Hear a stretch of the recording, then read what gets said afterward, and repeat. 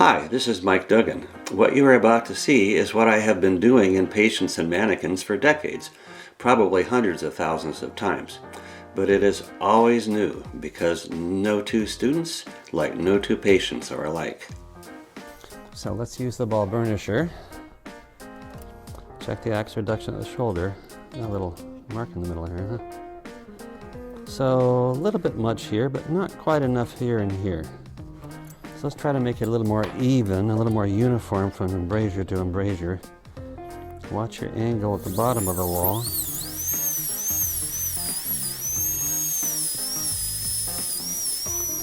But unfortunately at this point, since you made your depth cuts too far from the gingiva, to angle the shoulder,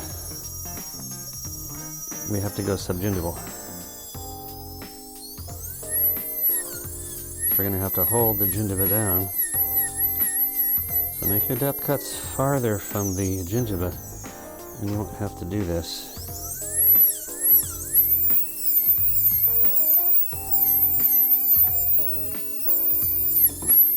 Make sure you angle it all the way to the shoulder. Sorry, all the way to the axial wall.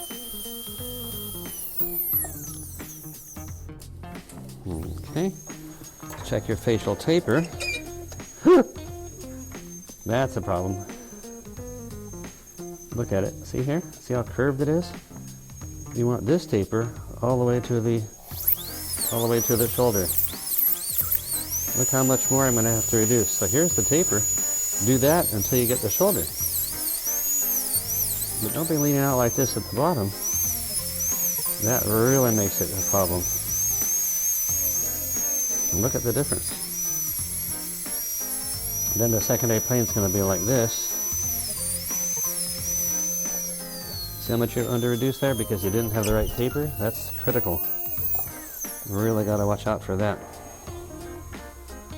Okay, incisor reduction. Pretty close. Make it a little flatter across there, but not too far off.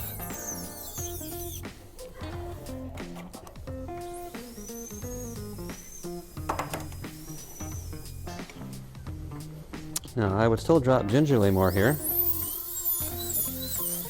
So bring that taper around here, bring the chamfer around there, drop gingerly a little bit more so you're farther from the adjacent tooth. And so the margin will be at the same level for the chamfer and the shoulder. But pretty good chamfer here, pretty good taper there. Okay, clearance. Not enough at the marginal ridges, you see. So don't forget to reduce the marginal ridges all the way up toward the incisal edge. That's where you're going to be closest to the opposing teeth, right there and right over here.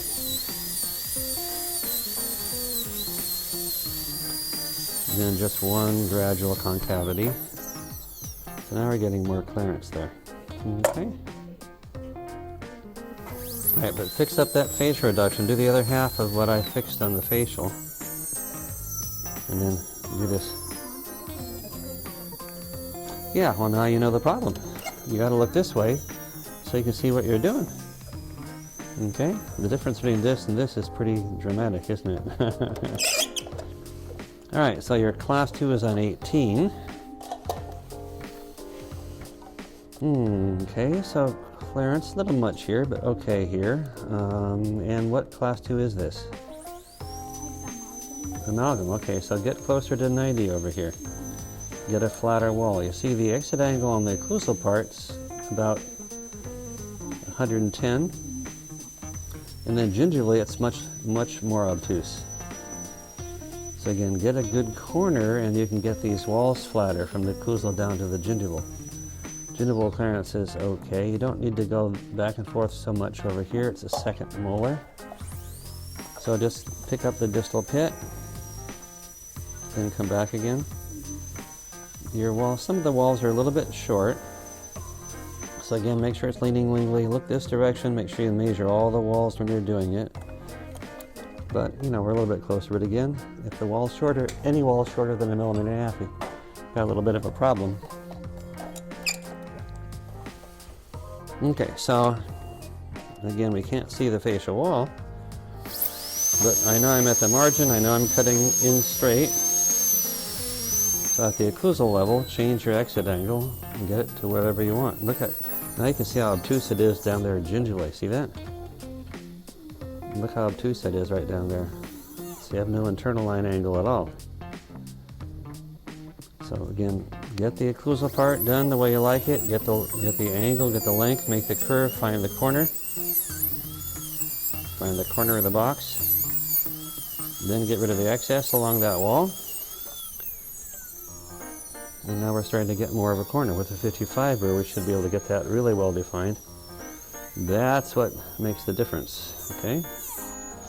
Now it's composite, right? No, amalgam, okay. So, yeah.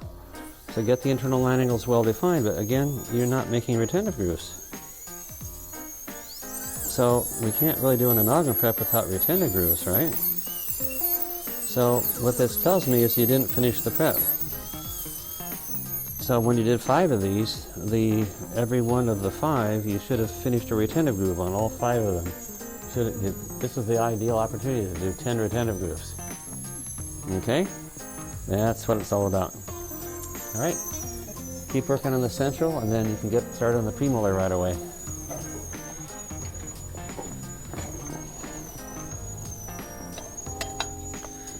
Okay, so looking at that central, I'm a little worried about taper, huh? The first impression is the taper is kind of weird over here. Okay, it'd be nice to have it a little more obviously tapered. This is pretty obviously tapered. So you could have tapered about like this over here and about like this over here. But make sure it's obviously convergent. Make sure in the proximal that you have the end of the burr at the margin so you have a nice sized chamfer. See over here, the end of the burr is not at the margin, so you got a ski jump. So we come back with the end of the burr at the margin and fix it. Did you check the shoulder? Did you check to see if you've angled the shoulder? No angle. So remember that step 3, I circled it really big over there. I said, don't forget. What did I say? Don't skip. Step 3. Okay, you skip step 3. So now, well, let's see how much shoulder you have here. The axe reduction at the shoulder here is only like 0.5 or 0.4. Over here, maybe 0.6. You've sort of beveled the margin. You didn't really angle the shoulder all the way to the axial wall. And your depth cut should have been a little closer to the adjacent tooth. So you got a full millimeter into these areas, but again, when you make the depth cut, it should have been way up here. Right? See how far subgingival you are? The gingival levels here, you should have been a millimeter above that. Then when you angle the shoulder, you won't go subgingival. So careful about that. Now when you actually, to get an actual angle, you have to go subgingival. So we could angle it with a chamfer burr, but you could, of course, use the 837. It's much easier. But you got to have an angled shoulder. You have to have it so the ball burnisher slides off. So make sure you check it.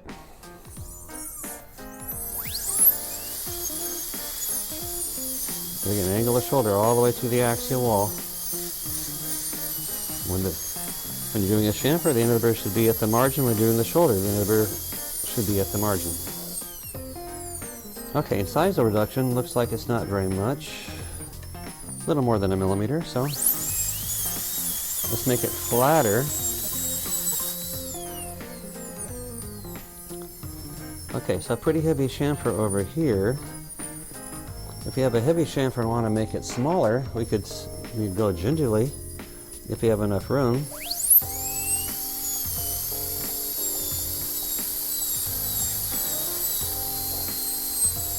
So I'm going to drop the margin gingerly, but keep the end of the burr at the margin.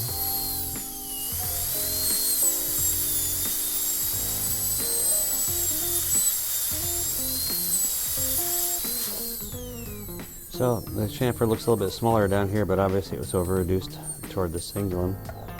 Okay, so you got some lingual fossa reduction, but not enough clearance yet. Getting close though. Come down the marginal ridge to the cingulum, down the marginal ridge to the cingulum. Make sure you get enough reduction toward the incisal part of the marginal ridge. That's where it's closest to the adjacent or the opposing teeth. Still need to get a little bit more over here.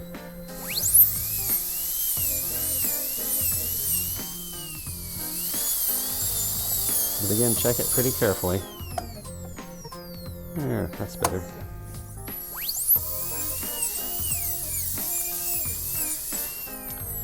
Okay, but watch your chamfers. Watch the gingival position. Make sure you angle the shoulder all the way to the axial wall. Okay, and make sure the taper is obvious. Okay, so your class 2's over here. Okay, so what do you think about this one? So let me ask you this though: when you did the occlusal outline, when you did the isthmus all the way through here,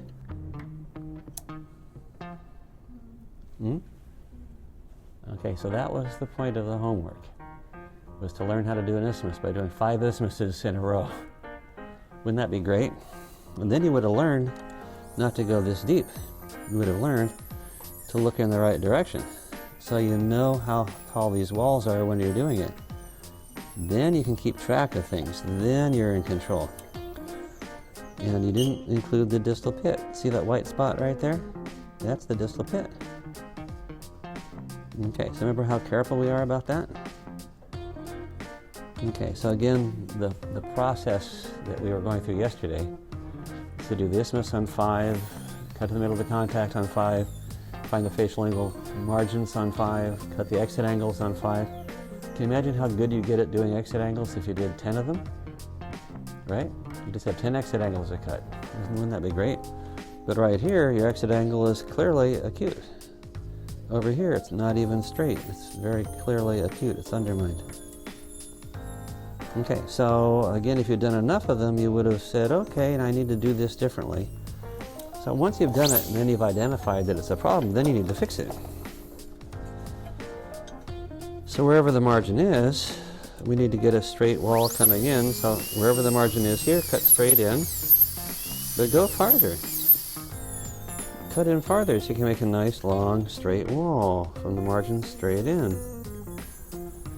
Going farther and then make the curve, then find the corner of the box, then match the gingival part of the wall to the occlusal part of the wall. So that's how we fix that up. Now we have a 90-degree angle, a flat wall, and a well-defined internal angle. Over here you couldn't find the internal angle because you didn't go in far enough before you made the curve, and you had an acute angle. And on top of that, you don't have enough gingival clearance. You didn't measure the gingival clearance. So the ideal thing that we were to do yesterday is when you did the class 2, do 5 of them, and then you're going to go gingivally on all 5. Everything else is done on all 5, and you just go gingivally on all 5, and that's where you really start to learn. Okay? All right, so we'll try to make some time for you to do that, but you know, yesterday was the big day for that. We'll keep working. All right, so start on a premolar, but choose the right one. Okay. Okay.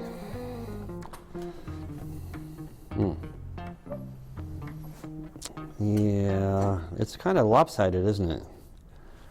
The distal side's got more taper than the mesial side.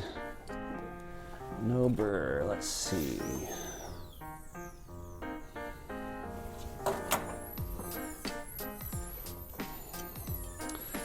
So you don't have much taper on the mesial side. You got a little bit. Over here, there's a little bit more, and then there's this angle here, which is sort of weird. But try to keep the taper about the same on both sides, so it looks sort of symmetrical. And then make sure you keep the end of the burr at the margin, not in here, but at the margin. Now this burr seems like it's suffering a little bit here. Let's see. It's a little bit shiny on the tip. Usually what that means is there's some diamonds missing. So it's not cutting an exact chamfer. It's got a little flat spot. Anyway, we'll work with it. Now that looks like a pretty heavy chamfer, or a pretty heavy shoulder, huh? So let's evaluate how much axial reduction you have at the shoulder. It's definitely more than 1 millimeter, right? More than 1 millimeter. So this is a millimeter here. It's about 1 millimeter there, but you got too heavy in between. So, you know, That's why I make the depth cuts, so you can control that better. The facial taper should be like this all the way to the shoulder, right? See on the monitor? This is the taper you want. There's the middle third. That's not the taper you got. Now, again, I'm looking in a direction that allows me to see what I need to see. You are not. You can't do this prep by looking from the facial. Okay, you can connect things together, but you've got to make the depth cuts looking from the side here so that you know you have exactly the right taper all the way down to the shoulder. Now, of course, you're over-reduced at the shoulder, so it's going to make a fair amount of reduction toward the incisal edge here. But once you've got the taper defined here, then you can connect together. But you should have this taper all the way down to the shoulder. But I'm going to deliberately leave an undercut at the bottom because the lab can block that out and still have plenty of axe reduction at the shoulder because of the over-reduction at the shoulder.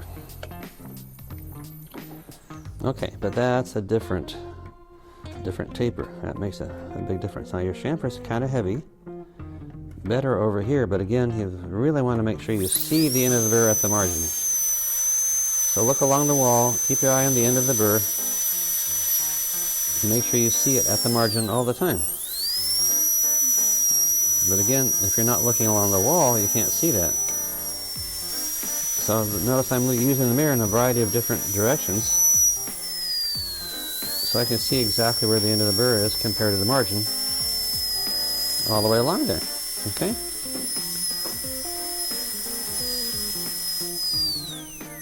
Okay, your incisal reduction, not quite enough. You're close. You do a little bit more face reduction, change the taper a little bit, and it'll give you a little bit more up in this area. Okay, so if I squeeze the type knot down a little bit more, probably need to do a little more lingual reduction up here. Again,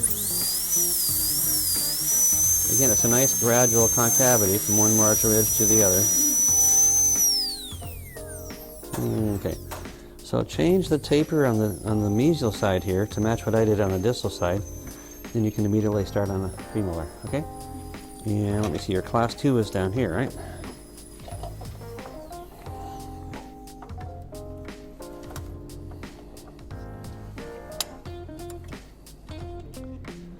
Okay, so you have a funny shape right in here. We just go in, get to the distal pit, come right back again. You don't have to make any kind of retentive shape there because you've got a million things to be retentive, okay? You don't have to worry about that. So just cut a nice clean slot right to the pit, come right back. Okay, so looking along the arch this way, you can see the lingual walls are taller than the buccal walls, right? See your lingual margin here? It's higher than the buccal margin. This one's higher than the buccal margin. That means everything got shifted lingually. That only happens when somebody's not looking along the arch like this. Look along the arch, and you can keep both walls the same height because you're going to be following the central groove exactly. So your facial wall right here is too short. It's less than 1 millimeter. So again, the shortest wall needs to be 1.5. But, you know, again, if you're looking along the arch, you can get the angle, you can see the wall heights, you can see the position. You got everything under control as long as you look this way. If you try to do it looking any other way, you're in big trouble. So that's the learning process from yesterday. Let's look at the box. And okay, so your clearances are okay, a little much, but they're okay. The exit angle here is pretty much exactly 90, but this one's not even close to 90, right? This is very obtuse, so why not change it? So again, when you've got all the clearances on 5 teeth and then you cut the exit angles 90 degrees on all of them, you really get good at it. Okay, and this one you need to be getting better at. So you start at the margin and just cut straight in. Again, I'm back to the occlusal level, at the level of the pulpal floor, and change the angle. And keep changing it until you're happy. So again, it's being happy with what you did on the occlusal outline first.